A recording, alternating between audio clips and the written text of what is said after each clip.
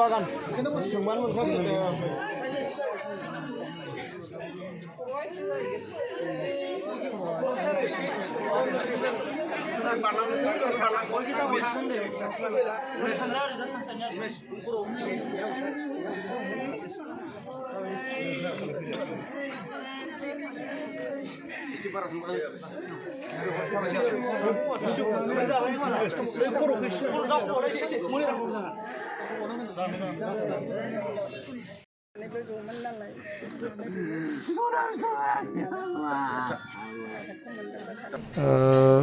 जोबोद सहाय खहाय मोनसे दुखुनि खौरां आरो दुखुनि रादाब आरो बेखौ बाथ्राजों बुंनानै फोरमायनो हाया।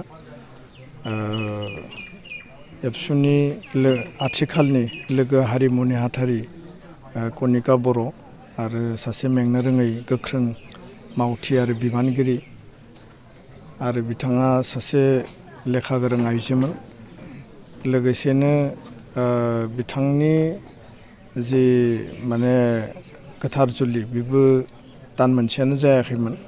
बाक्सा जिल्ला एबसुनिनो सासे लोगो आफादगिरि हांगामा बर' बिथांजों गोथार जुलियाव जिरायदोंमोन आरो दिनै बे 21 साननि उनावनो मैया मोनाबिलियाव 7 बाजियाव लामानि मोनसे जाब्रबथाय एक्सिडेन्टनि गेजेरजों जोबोद खास्रि बिस्रि आरो दुखुनांथावै आरो अबथिरायै बिथाङा जों बयखौबो नागारनानै सोरगोआरि जायो।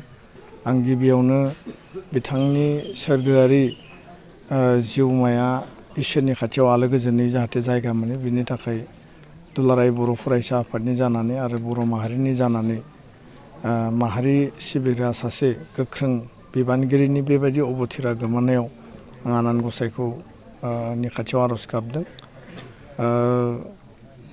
बे गोरलै बाथ्रा नङा जे नर्मेल रड एक्सिडेन्ट बा एक्सिडेन्ट होननानै जों बेखौ गोरलैयै लाजाया।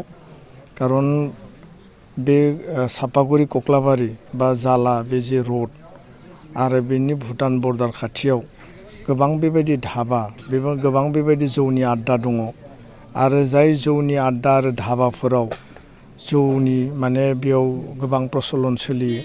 मैया जाय मानसिया बिथांमोननि गारिखौ सौख्लायो बा थोंजोङै फैनानै सौख्रेबफैयो आरो जेराव कनिका बर'आ जिउ गोमानो गोनां जायो बे जों मिथिनायाव सासे बारग' आर्मि ना CRPF बिदि होननानै जों मिथिदों। आरो आङो बाक्सा जिल्ला माने सुपारिनटेन्डेन्ट अफ पुलिस राजेन सिं बिथांजों रायलायदों एसे सिगाङाव। बिथांनि पास रेकर्डआ मोजां नङा। दखरा आफादनिफ्राय जोङो रिपर्ट लादों बिथांनि पास रेकर्डआ मोजां नङा। मैया बिथांमोननि गारिखौ सौख्रेबनायनि सिगांनो सासे सुबुंखौ सौख्लायनानै बिथाङा दिनै डक्टर रबि कसारि मेम'रियेल सिभिल हस्पिटाल मुसलपुराव हस्पिटालाइज जानानै दङ। आरो बेबायदि गोबां एक्सिडेन्ट बिथाङा खालामदों आरो बिथाङा सासे जौ फाग्ला आरो माने बिथांनि सायाव गोख्रोंनिफ्राय गोख्रों बेखौ बेबस्था लानांगौ साजा होनांगौ आरो बियो मोनसे माने एक्सिडेन्ट नङा बे मोनसे मार्डार केस होननानैसो आं बुंनो सानो थोंजोङै। आरो बेखायनो दुलाराय बर' फरायसा आफादा बाक्सा जिल्ला एडमिनिस्ट्रेसन डेपुटि कमिशनार DCनिसिम जोङो गोख्रैनो गांसे मेम'रेन्डाम आर'जलाइ गथायगोन जे बे कनिका बर'नि जि एक्सिडेन्ट आरो बिनि अबथिरायै जिउ गोमानो गोनां जानाय जि मोनसे जाथाय बिनि सायाव मेजिस्ट्रेरियेल इनकुवेरि मोनसे मेजिस्ट्रेट इनकुवेरि आइनि भाबै जानांगौ आरो पुलिसाव जि FIR होनाय जादों बिनि सायाव गोथौयै आरो गुवारै तदन्त जानांगोन। दिनै जोङो दुखुथिया न'खरजों लोगो लाफादों बाहागो लादों आरो गोबां खोथा बुंनो हानाय जोंनियाव राव गैया।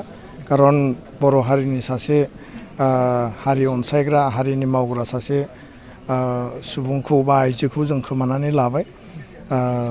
बेबायदि एक्सिडेन्टआ बे लामायाव गोबां जादों।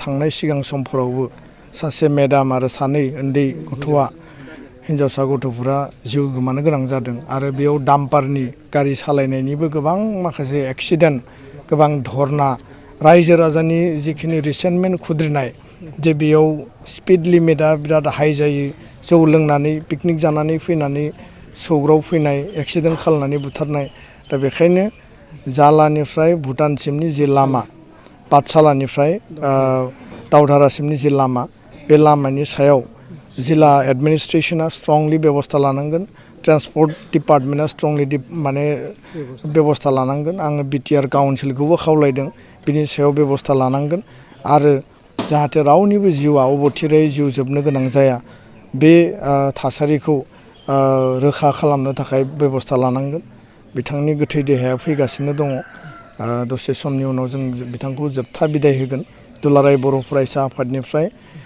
बिथांखौ मान होनानै दिनै जोङो हाफ मास्ट खावसे जोङो फिरफिला बिरहोदों मोनाबिलि 4 बाजियाव जोंनि मिरु जिल्ला दख'रा रायजो इउनिट कमिटि आरो कलेज इउनियन बडि गासैबो लेभेलाव बिथांनि मुसुखायाव बिबार बावनाय जागोन आरो जोङो जोबथा बिदाय बिथांनो जोङो एबसुनि फ्लेग जोङो मान बावनानै बिथांखौ जों बिदाय होगोन आरो बे समाव आंनियाव गोबां आरो बेबायदि भाषा गैया दा बेखायनो बयबो दुखु मोनदों आरो बे दुखुनि समाव जोङो बयबो जाहाथे फैबाय थानाय समाव बेबायदि जाहाथे अबथिरा खुनु घटना जाया बेनि थाखाय जों सांग्रां जानांगोन गोजोन्थों।